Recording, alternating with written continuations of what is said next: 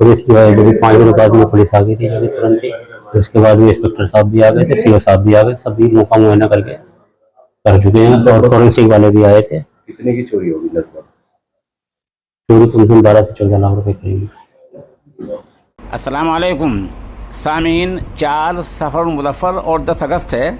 ख़बर का उन्वान है उत्तर प्रदेश के कैरन हलके में बड़ी चोरी, 45 तोला सोना और लैस बंदूक चोरी हो गई है।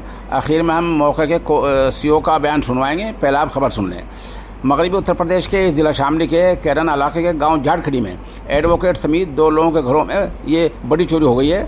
दरअसल मामला कैरना कोतवाली इलाके के गांव झाड़खेड़ी का है, जहां शब में चोरों ने एडवोकेट अवधेश सैनी के मकान पर धावा बोल दिया, जहां से लाइसेंसी बंदूक, लगभग 45 तोला सोने के जेवरात और कुछ नकद रुपए चोरी हो गए हैं। पैसे कितने हैं इनके अभी तक कोई तफसीलात सामने नहीं आई हैं।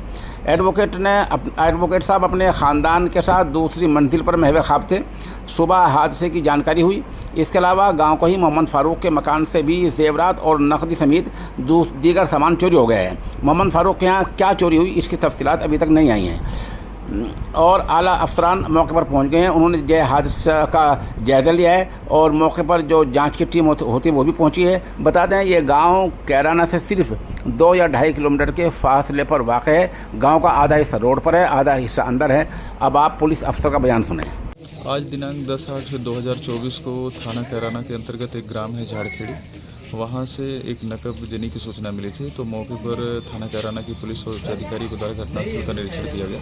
यहाँ अवधेश सैनी और फारूक अब्दुल्ला के घर जो है नकब देनी हुई है। इनके कुछ गहने और नकदी गए हैं। अवधेश सैनी के यहाँ से एक DVBL बंदूक भी, लाइसेंसी बंदूक थी, उसकी भी चोरी की गई है। इसमें जो अवधेश सैनी और फारूक हैं उनसे जो है एक तहरीर प्राप्त करके स्वतंत्र धाराओं में अभियोग को पंजीकरण करके उसमें विधिक कार्रवाई की जा रही है। शीघ्र ही इस नकद को जो है अनावृत किया जाएगा।